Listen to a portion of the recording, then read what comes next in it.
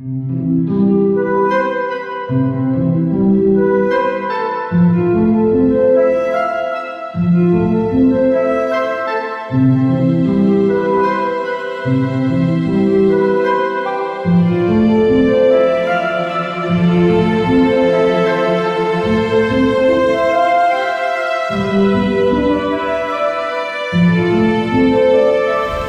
antes de nós passarmos para nosso companheiro Carlos Eduardo para fazer a abertura dos trabalhos, nós queremos dar as boas-vindas, representantes dos conselhos distritais,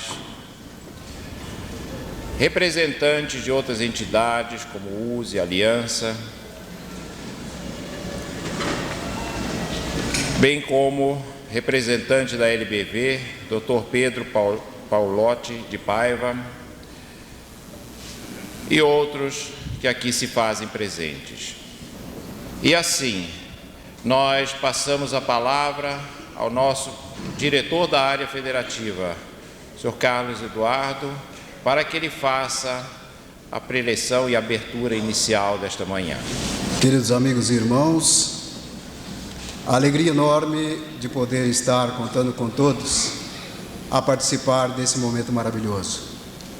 Na ausência do nosso querido presidente, que está em viagem para o exterior, coube-nos esta incumbência de darmos por iniciado esse trabalho em nome da nossa diretoria executiva, que se sente por demais feliz em tê-los todos conosco, aproveitando este dia maravilhoso para que possamos juntos estabelecer a ligação com a nossa doutrina e ver aquilo que, através da doutrina dos Espíritos, nós podemos passar e observar e sentir de grandioso para o nosso equilíbrio físico e espiritual.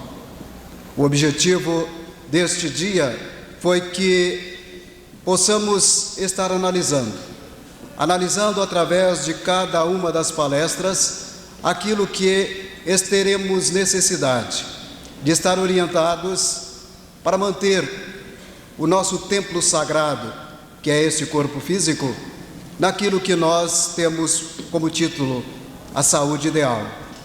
A saúde ideal, não só a saúde física, mas também a saúde basicamente espiritual. Que possamos, queridos irmãos, alcançar os nossos objetivos neste dia. Que através das palestras que os nossos queridos oradores prepararam com todo carinho, possam chegar até nós, que todos nós estejamos com a nossa capacidade de absorção ampla para podermos fixar cada momento, cada instante, e que não só possamos absorver estes momentos de ensinamento, mas que possamos basicamente também passarmos a outros que não tiveram oportunidade de estar conosco, mas que possamos ser os multiplicadores de tudo aquilo que neste dia nós teremos juntos a analisar. Analisaremos a medicina alternativa, analisaremos as doenças, os seus pontos positivos e negativos, basicamente. A doença mental numa visão espírita. Analisaremos depressão, abordagem terapêutica espírita. E analisaremos finalmente fluidoterapia no meio espírita. Portanto, teremos no dia de hoje toda uma alegria de poder juntos estarmos a pensar na maravilha dessa doutrina que o Pai nos oferece para que através dela possamos manter o nosso equilíbrio físico e espiritual. Que a nossa família espírita esteja cada vez mais unida no dia de hoje e todos os dias. E nós, da diretoria executiva desta casa, abrimos os nossos braços e num abraço fraterno, amigo e irmão, queremos abraçar a todos, dizendo a todos: obrigado por vocês estarem presentes, participando conosco. A FEESP está com as suas portas abertas, não só hoje, mas todos os dias a recebê-los. Boa reunião a todos nós. Então, como primeira palestra, nós teremos Dr. Caio Atanásios Pietro Salama, diretor da área de divulgação da Federação Espírita do Estado de São Paulo. É empresário, autor do CD Momentos de Paz, e apresentador na TV do programa Reencarnação. O tema a ser apresentado pelo nosso companheiro é Medicina Alternativa, seus pontos positivos e negativos. Então, com a palavra, nosso companheiro Caio Atanásio. Que a paz de Jesus mantenha-se com todos, agora e sempre. Quando nós falamos em tratamentos alternativos, quando nós falamos em curas, sempre vem uma imagem que muitas vezes é divulgada nos meios de comunicação, que é a imagem de coisas fantasiosas. Alguns meios de comunicação que não têm uma afinidade com a doutrina espírita procuram mostrar que existe charlatanismo, não conhecem basicamente a própria doutrina espírita, e isto vem causando muitos problemas a nível de o próprio espírita, em certos momentos no centro espírita, ter determinadas dúvidas. A primeira pergunta foi: por que compareço sempre ao centro, tomo passe e nada melhoro? Existem muitas alternativas para essa pergunta. Primeiro, nós sabemos que quando uma pessoa vem ao centro espírita, ela tem que vir já com um espírito pré-determinado a receber, ou é o passe magnético, ou é o passe espiritual, mas ela vem preparada para receber alguma coisa que vai lhe ajudar a melhorar do seu problema. Se a pessoa está passando por um processo obsessivo, obviamente ela vai ser encaminhada dentro do centro espírita para um tratamento obsessivo. Se o problema é uma desenergização dos seus centros de força, se é uma pessoa que está em desequilíbrio, inclusive na sua parte orgânica, decorrente até de estado psíquico, ou provavelmente de estados que a matéria, os problemas da matéria fazem com que a pessoa entre em estado depressivo, então claro que será destinado o tratamento adequado. Agora, há muitas perguntas que são feitas a dirigentes de centros espíritas: por que a pessoa vai e não consegue a cura? Primeiro, às vezes ela não abre a verdade no centro espírita. Ela começa a dizer que ouve coisas e na verdade ela não ouve nada, ela está simplesmente passando por um processo psíquico, o seu campo psíquico está afetado. O resultado, ela vai receber um tratamento para a parte obsessiva e na realidade não é isso. Então, primeiro ponto, pessoas que conduzem de uma maneira errada, o dirigente acaba encaminhando para um tratamento não adequado. Segundo, a necessidade de quem vem é ter fé naquilo que está fazendo. Então ele vem ao centro com a fé de que vai conseguir o seu objetivo de cura.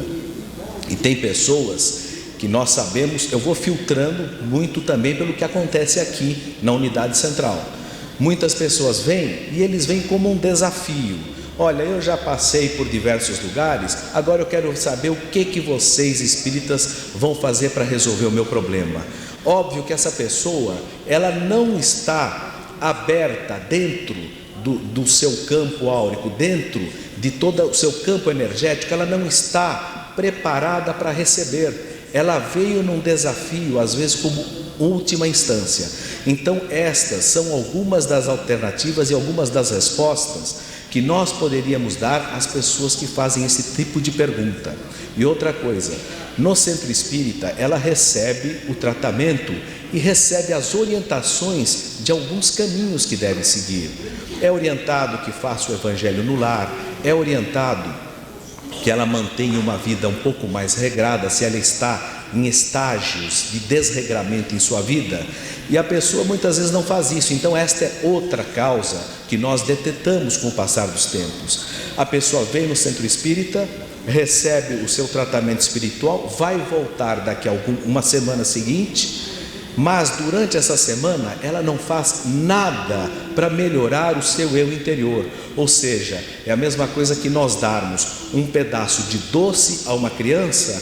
a criança dá uma mordida no doce e o resto da semana toda não come o doce. E na semana seguinte ela fala: puxa, vocês não me dão doce, eu estou com vontade de comer. Então, quer dizer, ela recebe, mas não assimila e não faz o mínimo necessário para que isso pudesse ocorrer. A outra pergunta é: qual a orientação para o tratamento de pessoas de outra religião que comparecem ao centro espírita? Nós sabemos que muitas pessoas de outras religiões vêm à casa espírita e, pelas nossas experiências, alguns abrem a verdade: olha, eu não sou espírita e eu gostaria de passar por um tratamento. Outros falam que são espíritas, mas não abrem, quer dizer, não estão falando a verdade. Então nós temos que ter um parâmetro. Todas as pessoas que não são espíritas e vieram para um tratamento na casa espírita, o que nós temos que fazer? Primeiro, vamos atender a emergência, vamos avaliar o que é que está acontecendo. Os centros espíritas todos deveriam ter, como devem fazê-lo, ter um departamento que faz a filtragem. Na unidade central nós temos o DEPOI, que é o Departamento de Orientação e Encaminhamento. Então tem que ter uma pessoa que vá fazer esta primeira filtragem. Observou que a pessoa não é espírita, antes dela ir ao tratamento, isto é que é importante, que muitas vezes nós deparamos com pessoas que vieram, já estiveram em algum centro espírita e depois reclamam: mas eu estive lá. Nós percebemos que as pessoas não deram uma mínima orientação do que é o espiritismo. Às vezes ela vai num centro espírita, mas ela vai confusa. Ela imagina que está indo num centro de umbanda, num centro de candomblé, porque ela ouviu alguém falar que esteve no centro espírita e que aí veio um preto velho, deu uma orientação. Então ela vem totalmente desorientada, confundindo na realidade o que é a doutrina espírita.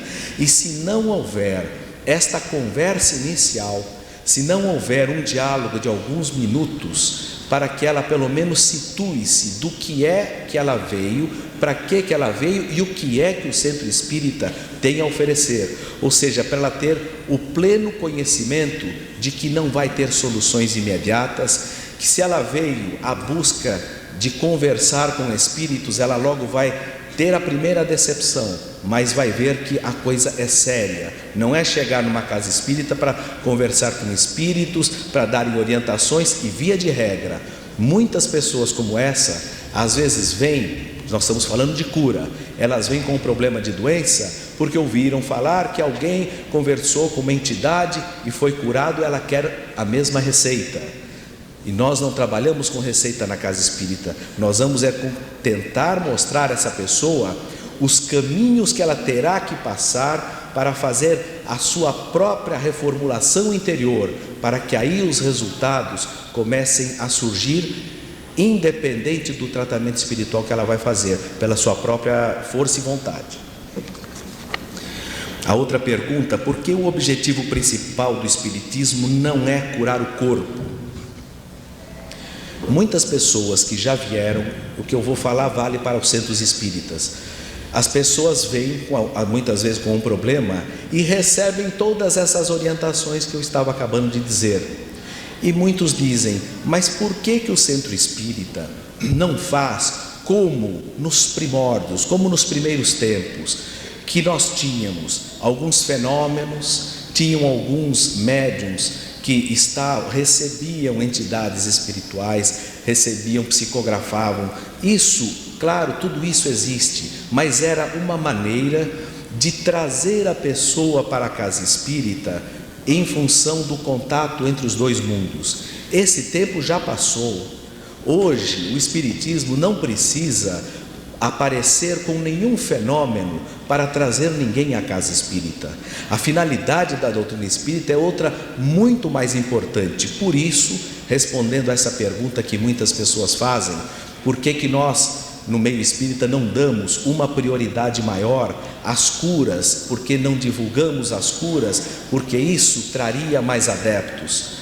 Esta técnica, ela é utilizada por algumas religiões, não vamos mencionar o nome, mas são algumas religiões que estão interessadas na condição financeira das pessoas. Eles estão interessados em mostrar um fenômeno, em fazer um pequeno teatro, porque depois a pessoa tem que dar o dízimo, tem que dar muitas coisas financeiras, independente do dízimo, e a doutrina espírita tem uma característica absolutamente diferente. Então, esta seria uma resposta adequada a darmos, porque algumas religiões e algumas seitas estão utilizando este caminho. Nós aqui curamos, a pessoa vem e inclusive eles usam os termos endiabrado, endemoniado, Satanás. Então a pessoa vem e sai daqui curada. E na casa espírita vocês vão ficar lá muito tempo ouvindo muitas coisas e nada acontecerá. Então é importante nós darmos uma resposta que não ataque nenhuma religião, mas que mostre a diferença básica entre alguém que está dando um peixe para a pessoa comer num momento e vai passar fome o resto da vida, ou a doutrina espírita que vai ensinar a pescar o peixe e depois o resto da vida terá condição da sua própria sobrevivência. Claro que isso tudo levado para o campo espiritual. A outra pergunta: o que esclarece o Espiritismo sobre a doença?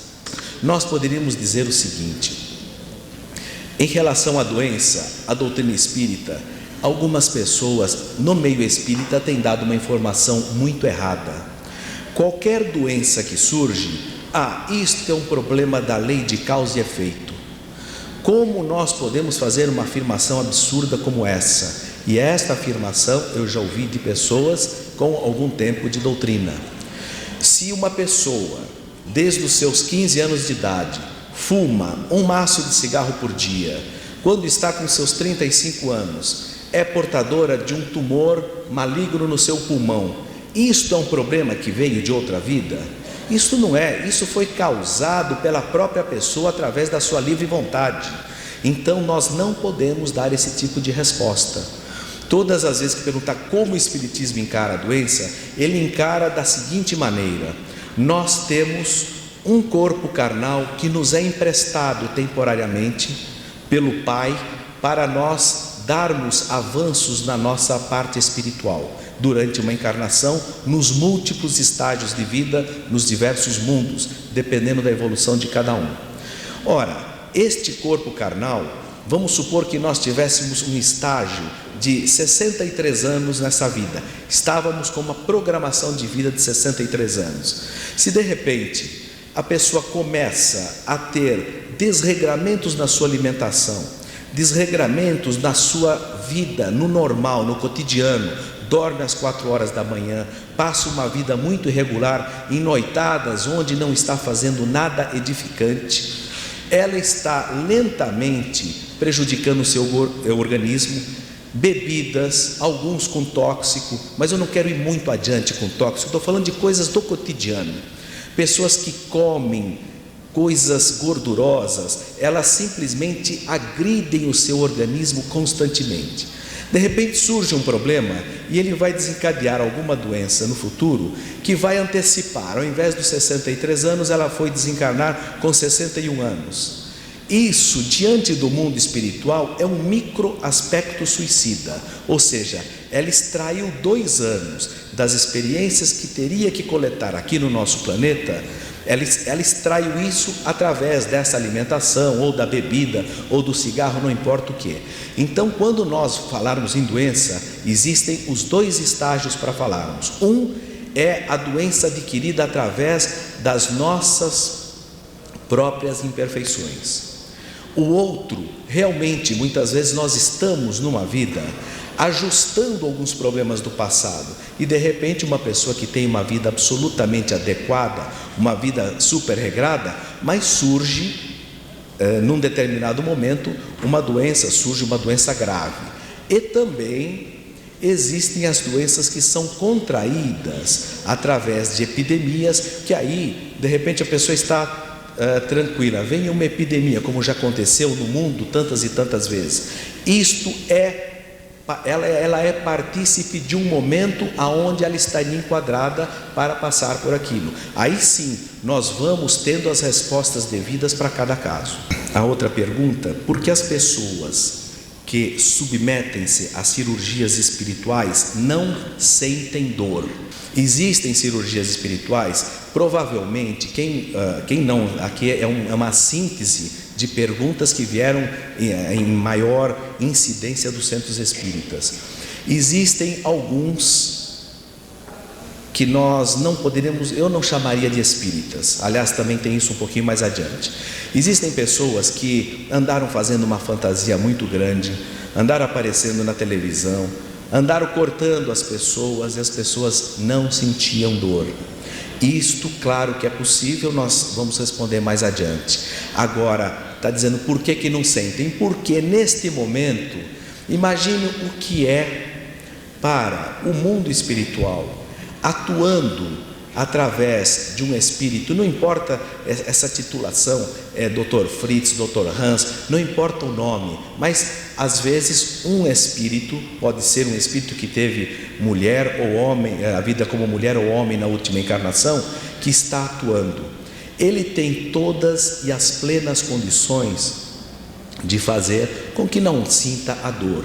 Agora, estas entidades, quando vieram, isso há muito tempo atrás, vou falar mais no meio espírita, quando o Arigó começou a fazer esse tipo de cirurgia, ele fazia questão de pegar uma faca enferrujada, colocar nos olhos de uma pessoa, e ele simplesmente curava a pessoa de uma catarata, e não havia nenhum tipo de infecção.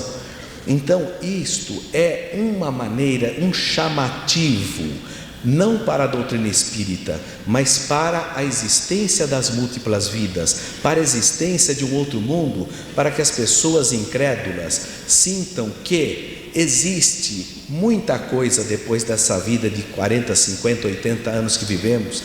Ela é apenas um grão de areia numa grande praia. Então é uma maneira de haver um chamamento, e as pessoas que atingiam, conseguiram chegar a não sentir a dor, é por isso. Mas em compensação, existem muitas pessoas que passaram pela cirurgia e sentiram um pouco de dor, e outras muita dor.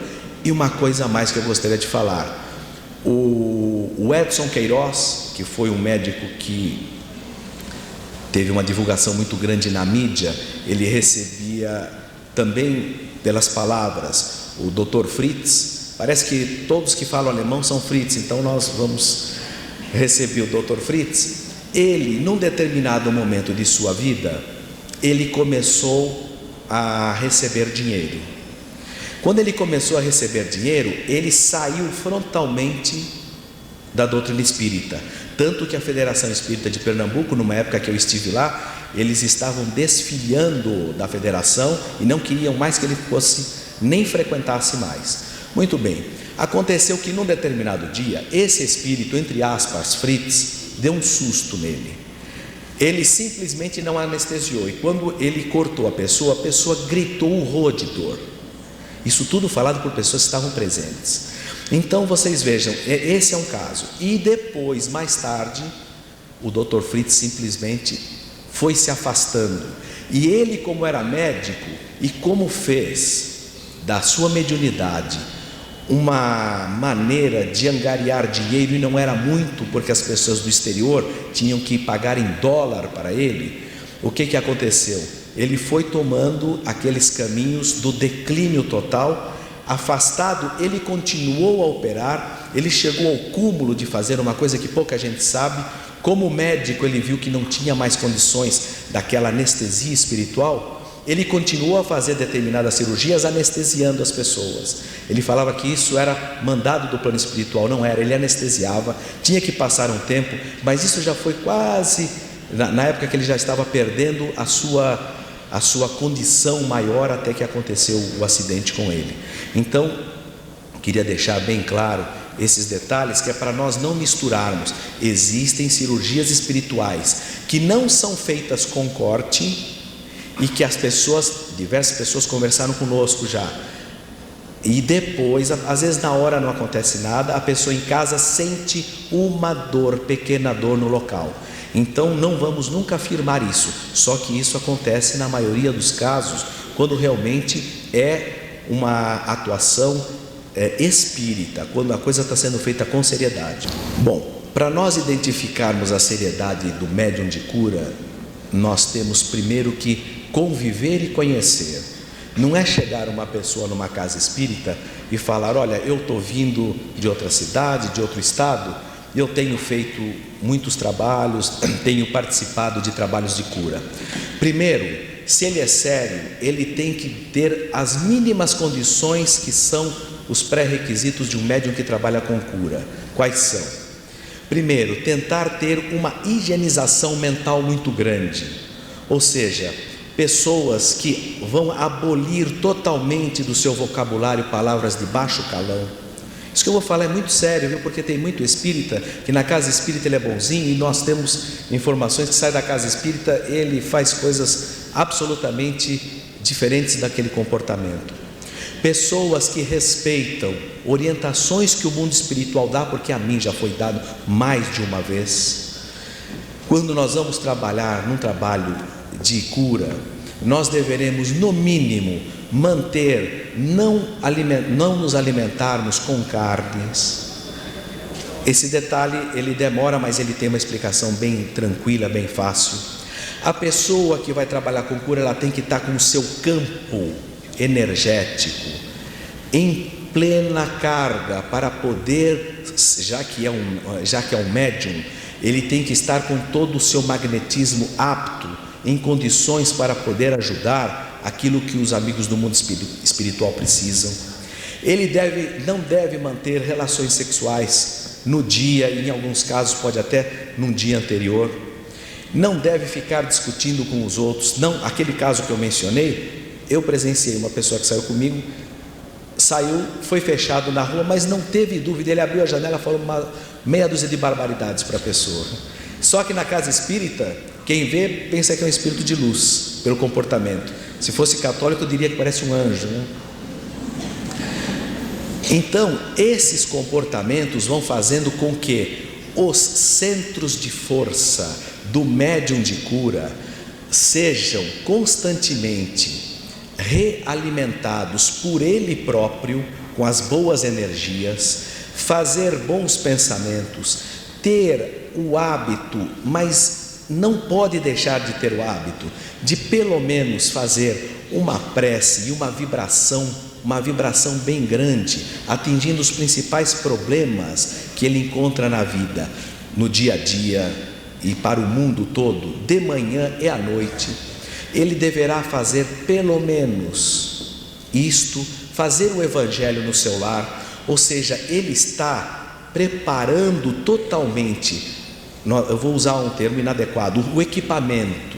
O seu corpo é um equipamento que está sendo preparado para ajudar a cura. Agora vem uma pergunta: e o médium que não faz isso? Perguntar ao médium que é sério. Muitas vezes ele não faz, as pessoas que estão ao seu redor, os outros médiuns, ficam sem saber, mas como é que nós vamos avaliar? Vamos avaliar pelos resultados. Se as pessoas passam e os resultados não surgem, o que acontece?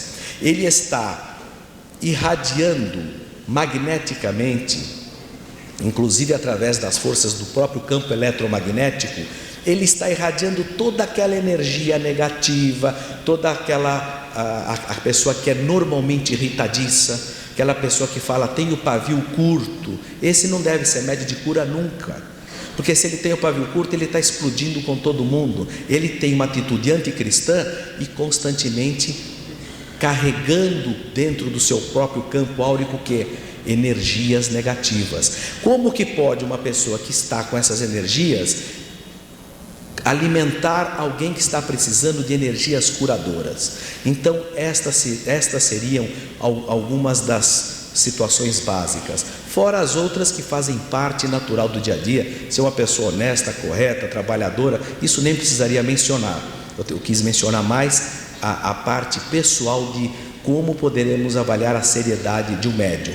E outra coisa, médium que começa a falar demais, podem começar a desconfiar, porque muitas vezes nós recebemos N informações das entidades espirituais e não podemos repassar essas informações nem para quem está sendo atendido e muito menos às vezes para o grupo de trabalho. Algumas podem, outras não podem. Agora, então por que os espíritos, por exemplo, eu vou atender uma pessoa, aquilo vem, flui, esta pessoa está em fase terminal, mas nós vamos trabalhar para que ela tenha um final de vida, talvez com menos dores, depende de qual é o problema. Agora, se nós fizermos esse tipo de comentário, o que vai acontecer? Nós poderemos, o médium, ele poderá estar levando esta pessoa a um suicídio prematuro. Já que não tem jeito, aí toma uma atitude impensada. E então por que nós às vezes somos informados? Por que o médium muitas vezes é informado? Porque ele tem que ter uma canalização direcionada para aquele caso. Não adianta nesse caso nós ficarmos apenas e restritamente, vou falar um caso que aconteceu, claro, nunca mencionando o nome, para o fígado da pessoa. Era um tumor que já estava, o fígado não tinha mais solução, mas nós começamos, às vezes os médiuns que trabalham comigo, eu estou vendo que tem algumas pessoas presentes aqui, devem estranhar, a pessoa entra com um problema no fígado e de repente eu estou trabalhando o seu centro de força coronário, estou trabalhando o seu centro de força, ou por exemplo o cardíaco, ou o cerebral, o frontal. Por quê? Porque nós já estamos fazendo um trabalho, um pré-preparo para o seu desligamento. Então, só que isso nós não comentamos com ninguém. E claro que muitas vezes, para que até a coisa seja feita de uma maneira correta e que os próprios médiuns que estejam atuando não comecem a ficar curiosos, nós vamos muitas vezes trabalhar também o órgão, porque aquele órgão, ele já está, um termo que é muito usado, já está falido, mas não importa, nós vamos trabalhá-lo e também trabalhar as outras partes que a pessoa às vezes fala, mas não tem nada a ver com o meu coronário. Ela pensa que não tem, e nós somos orientados para aquilo que deve ser feito.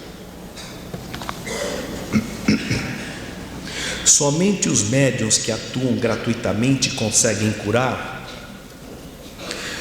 Eu gostaria de esclarecer uma coisa: médiuns não são somente pessoas espíritas. Então, nós poderemos ir à Inglaterra, e eu fiz questão, por uma orientação de uma pessoa que dirige um centro espírita na Inglaterra, ela conversou comigo e falou: escuta, tem aqui umas, entre aspas, curandeiras tal. Eu falei, deixa eu conhecer, só para sentir até onde a coisa vai. Então, são pessoas que têm uma ligação mediúnica, só que é oficial, não fazem nada escondido, é permitido pelo país. Ela cobra lá para dar uma consulta ou para fazer uma irradiação magnética normalmente. Então, só que ela não sabe, junto com a magnética ela também às vezes é assistida por uma entidade espiritual. Então o que acontece? Quando uma pessoa já esgotou, é muito importante todos sabermos disso, porque eu já ouvi espírita falar, a pessoa que cobra alguma coisa, ela não vai nunca trabalhar com as entidades espirituais. Não é uma realidade, porque eu fui comprovar o contrário. E claro que a gente pede muito o vínculo com os mentores espirituais para saber exatamente o que estava acontecendo. Então, nesse país, por exemplo, que é permitido, vamos supor que uma pessoa, ela precisa da energia magnética ou precisa de alguém que tenha doação de ectoplasma para que as entidades espirituais terminem algo dentro daquela provação ou daquela expiação que a pessoa está vivenciando. Ou seja, não é só quem vem à casa espírita que terminou aquele seu momento. Por exemplo, ela tem um problema qualquer de saúde que esgotou, não é para ter mais, mas precisaria receber esta energia. Então o que acontece? Essas entidades espirituais utilizam uma pessoa como essa que eu estava mencionando, ela nem sabe o que está acontecendo, porque ela está preocupada em receber o dinheiro dela ali naquele momento. Então ela é um veículo, apesar de estar fazendo uma coisa que não é no nosso ponto de vista como espírita, uma coisa adequada, mas ela foi um veículo para a cura. Aí vem alguém amanhã e fala: não, mas olha, na Inglaterra fulano de tal, estou falando, são casos concretos, foi ali e conseguiu a cura e cobra. Então, se o espírita falar que quem cobra alguma coisa na parte material nunca vai atingir, vai. Só que essa pessoa é utilizada em alguns momentos. Os outros todos a gente sabe que fica até por conta do charlatanismo. Inventa uma série de coisas, fala uma série... Isso que eu estou falando porque me falou uma série de bobagens que não tinha nenhum sentido. Mas eu fui lá para isso, fui lá para conhecer. Então, esta afirmação não pode ser feita. Porém, na casa espírita nós sabemos que os médiuns que foram preparados, que têm conhecimento, que a mediunidade é um trunfo fantástico que ele tem na mão para a sua evolução, ajudando ao semelhante. Se ele quiser usar isso comercialmente, o que vai acontecer? Vão desencadear 1000 problemas com ele, porque é uma maneira que o mundo espiritual mostra que o caminho está totalmente errado. Há necessidade de procurarmos médiuns de cura ou nós mesmos conseguimos a cura? Existem muitos casos em que, dependendo do conhecimento que a pessoa tem da doutrina espírita, dependendo do conhecimento que ela tem aquilo que eu falei, o que seria, como é que nós vamos avaliar um médium sério? Todos aqueles pré-requisitos valem para todos nós. Então, se a pessoa está acostumada a trabalhar, por exemplo, como um médium passista, e ele tem um determinado problema, ele pode fazer a aplicação do autopasse, porém ele tem que estar preparado para isso. Nós conhecemos casos de pessoas que já fizeram isso, inclusive curaram-se com a interferência de entidades espirituais, mas não é normal, não é usual. A maioria das pessoas normalmente não está preparada. Ele está preparado para vir receber toda aquela informação dentro da casa espírita e vai para o trabalho e participa. Agora, ele querer fazer tudo isso sozinho, precisa estar muito bem preparado. Caso contrário, ele pode até desorganizar o seu campo de energia, procurando fazer coisas que, primeiro, não teria mérito, segundo, pode ter o mérito e não conseguir fazer adequadamente para si próprio. Porque quando nós estamos fazendo para o semelhante, se nós estamos fazendo a coisa correta, nós estamos direcionando toda a nossa energia para aquilo. Quando a pessoa está fazendo para si próprio, ele já começa normalmente com um estado apelativo. Ao invés dele fazer como ele está acostumado, ele começa a solicitar a presença de entidades espirituais. E ali, quando é para si próprio, parece brincadeira, mas aí ele pede todas as entidades, né? Ele começa, Dr. Bezerra de Menezes, Jesus, e não adianta, ele está confundindo a cabeça. Ele não está chamando ninguém, ele simplesmente está colocando uma situação que não vai acontecer. Se aparecer um bom médium de cura no centro espírita, como ele deverá trabalhar? Essa palavra bom médium é meio estranha, não se deve usar. Existe o médium que está melhor preparado, aquele que é mais dedicado, e o médium que ainda não está tão preparado. Senão, aí começa o bom, o ótimo, o superlativo, e nós vamos começar a dar adjetivos qualificativos desnecessariamente, mexendo com a vaidade. Amanhã o médium vai se envolver no campo da vaidade e vai ser um desastre, que ele vai acabar perdendo todo esse tipo de trabalho. Mas vamos falar na casa espírita. Surgiu um médium, o centro espírita deixou em observação, ele participou de alguns trabalhos de assistência, no campo de assistência espiritual, e comprovadamente ele mostrou que tem a qualificação para atuar num grupo de cura. A palavra, como estava escrito, bom, ou seja, um médium que muitas vezes tem um campo de magnetismo fortíssimo, ou tem uma ligação com entidades espirituais que atuam no campo da cura, no mundo espiritual, muito grande. Então ele deve ser tratado igualzinho aos outros. Ele não tem que ter nenhuma vantagem, nenhuma qualificação a mais. Lamentavelmente isso não acontece. Fora de São Paulo, principalmente na parte do Nordeste, é uma coisa incrível. Tem um médium que tem uma qualificação um pouquinho mais adequada para a cura, ele dá as ordens no centro. Aí vira o dono, tem o dono do centro. Quando acontece isso, tem os dois erros, né? O dono do centro é aquele que paga o aluguel do centro, a casa é dele, então ele determina quem vai trabalhar, em que horário que vai. Está tudo errado. Se nós temos a oportunidade material de termos a casa, se nós temos a oportunidade de pagar o aluguel da casa no favorecimento dos outros, claro, é o presidente do centro, mas ele tem que ter o equilíbrio necessário para não virar, entre aspas, dono do centro. Mas o grande problema não é esse. O grande problema é que em todo lugar onde há o, entre aspas, dono do centro, aí existe essa pergunta que está aqui: um médium muito bom. Por quê? Porque o dono do centro, ele se ampara nesse médium, faz aquelas distinções. Você vai atender 30 pessoas por dia, só que as primeiras 15 são pessoas conhecidas do presidente do centro. Então a gente quebra totalmente a própria postura como espírita. Então, se é para atender, é claro, um caso grave, ele deve ser passado na frente. Então não é o médium bom, entre aspas, que vai definir quem vai passar na frente ou atrás. Claro, tem uma escala, numa semana outra e outra, mas então não deveremos dar nenhuma qualificação a mais, e sempre ficarmos observando para ver se a pessoa mantém esse mesmo tipo de comportamento, e aí sim nós vamos sentir que o centro está amparado para um bom trabalho de cura. Como avaliar a capacidade de cura de um médium? Essa pergunta é muito fácil de nós entendermos. Nós não podemos pré-julgar médiums e não deveremos fazer nunca isso. Porém, se existe um trabalho de cura e um médium tem uma série de comportamentos adequados, tá? De repente, nós vamos observando que as pessoas estão passando e voltam na outra semana, na outra nada acontece.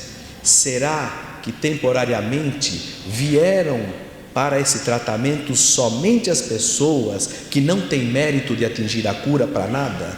Então nós temos que ficar em observação. Por quê? Porque muitas vezes o médium pode estar tendo um processo obsessivo, ele pode estar passando por um processo de desequilíbrio fora da casa espírita, pode ser um desequilíbrio no campo material, pode ser um desequilíbrio no seu campo psíquico, e ele não está naquele momento adequado. O que precisa acontecer? Conversarmos bastante com o médium, sentirmos o que está acontecendo. E se for o caso, pararmos temporariamente com a atividade dele, para que ele retorne à atividade futuramente, quando estiver em plenas condições. E se nós estamos querendo fazer a avaliação é pelo próprio resultado do que acontece.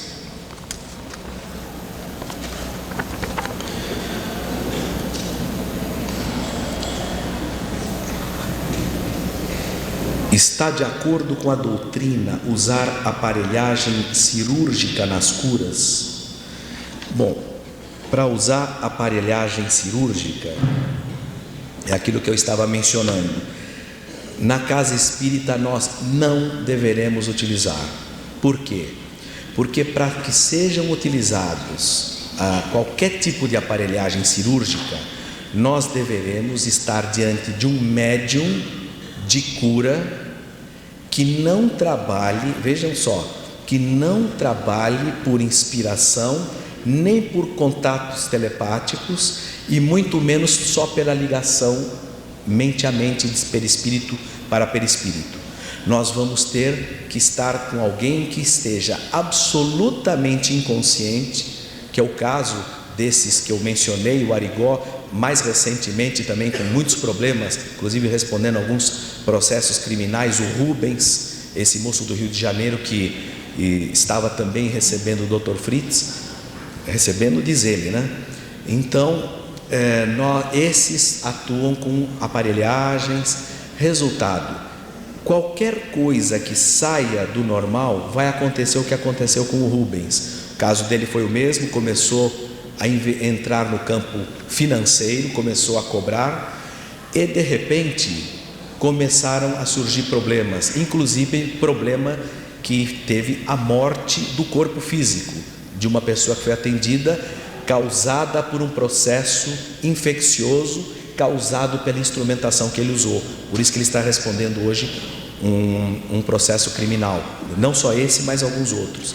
Então a casa espírita não deve nunca, em hipótese alguma, permitir que qualquer médium apareça dizendo que está hoje vinculado com o espírito que faz as mais lindas, entre aspas, como eles falam, curas. A casa espírita não precisa disso. Nós sabemos que quando a cura é para ser realizada, ela não precisa de cortes. Esses cortes são feitos, conforme eu já mencionei, são feitos para atrair a atenção das pessoas para um fenômeno, comprovando a existência de outras vidas e de pessoas desencarnadas que não morreram, como muitos dizem, a morte do corpo físico é uma, e muitos dizem que ali também houve a morte completa. Não, é para essa finalidade. Porém, na casa espírita nós não deveríamos permitir isso em hipótese alguma. Por quê? Nós vamos voltar aos primeiros tempos e vamos provavelmente causar graves problemas para casa. Como atender e que tratamento oferecer a dependentes de remédios, calmantes e antidepressivos? Bom, nós temos os dois tipos de tratamentos. O tratamento onde a parte espiritual é a básica, ou seja, o médium está realmente mais intermediando, muitas vezes pelo seu trabalho telepático de orientação do que deve ser feito, como deve ser feito.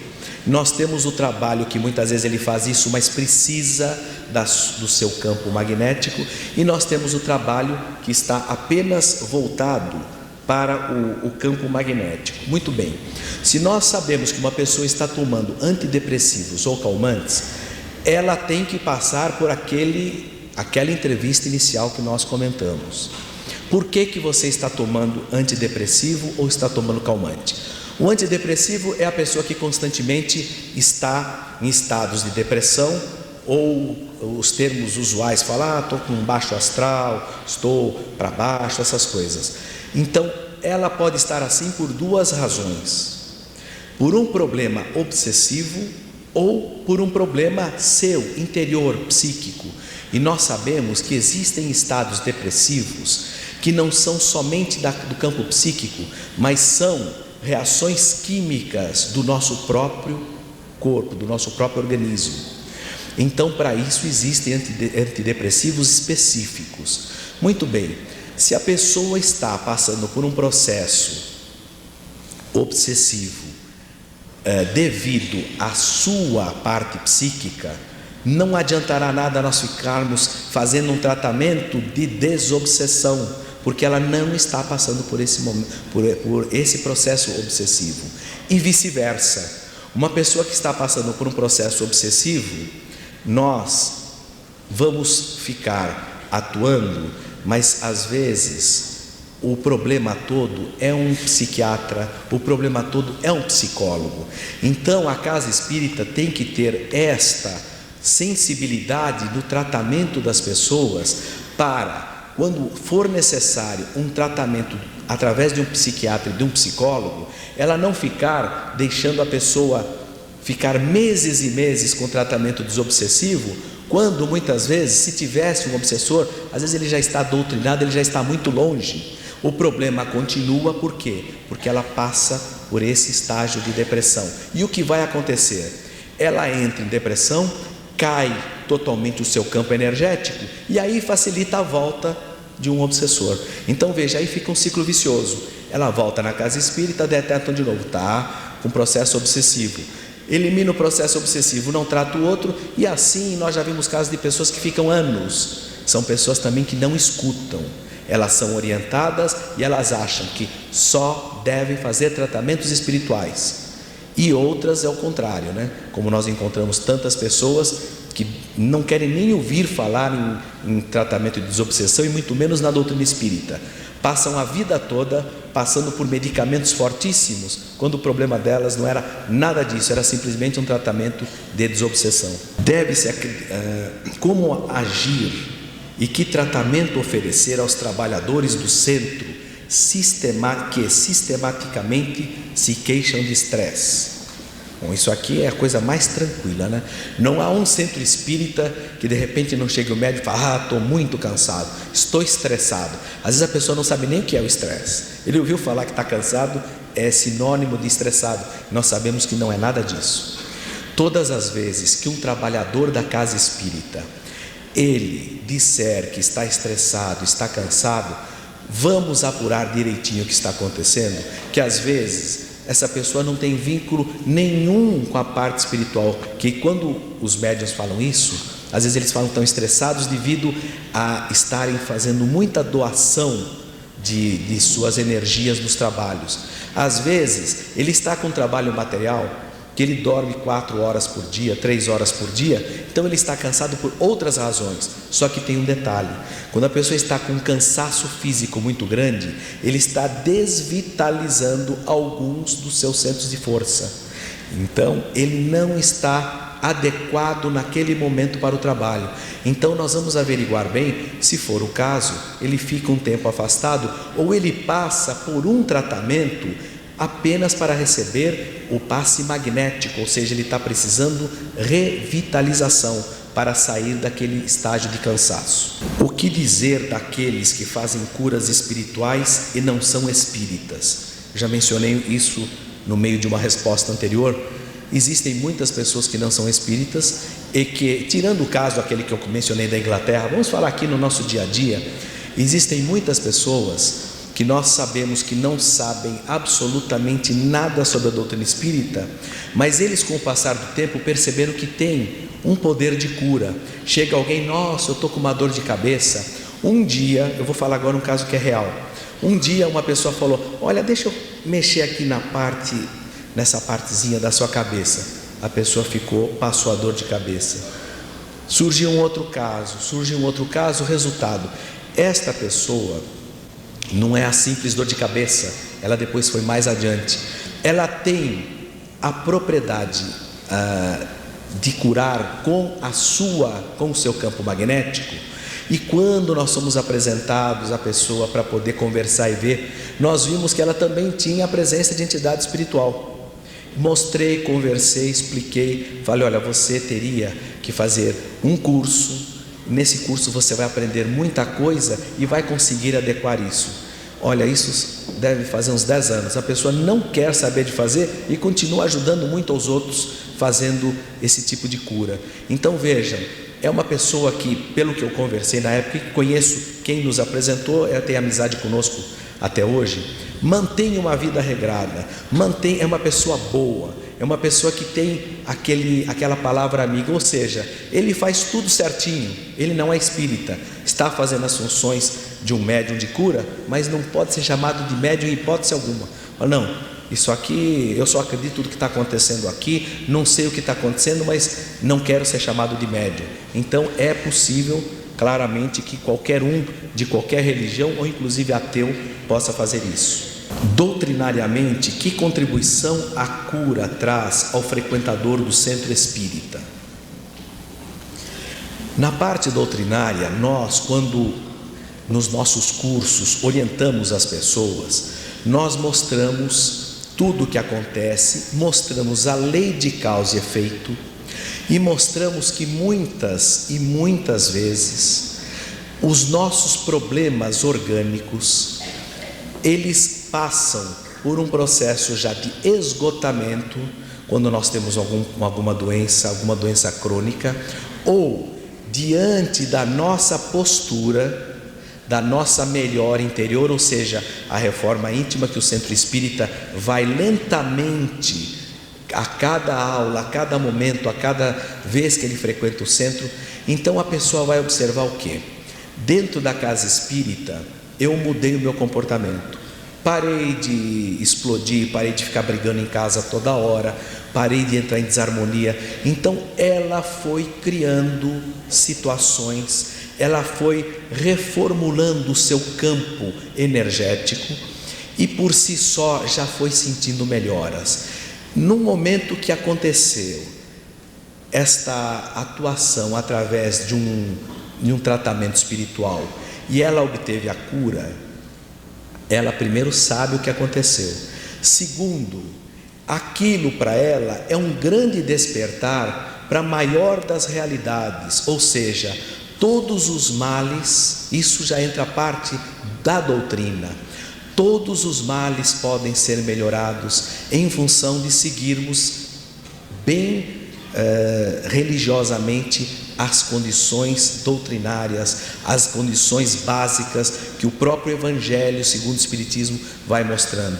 Então, diante disso, a pessoa passa a aumentar muito a sua fé. Então, doutrinariamente, não é só essa a vantagem, o positivismo.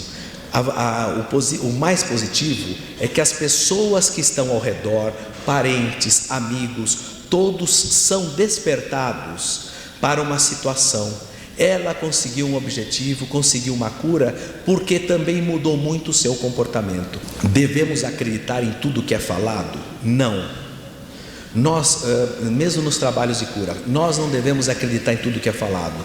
Nós temos que ir comprovando as coisas. Então, nós estamos às vezes diante de uma pessoa, pode ser um médium, uma pessoa que tem já um bom trabalho realizado, mas se de repente dá uma orientação que foge do que nós consideramos parâmetros normais dentro do campo doutrinário, nós deveremos parar para pensar e não acreditar. Aquela pessoa pode, no momento, estar passando por um processo de início de desequilíbrio, cromoterapia. Por que a federação não tem orientado, não tem endossado a cromoterapia?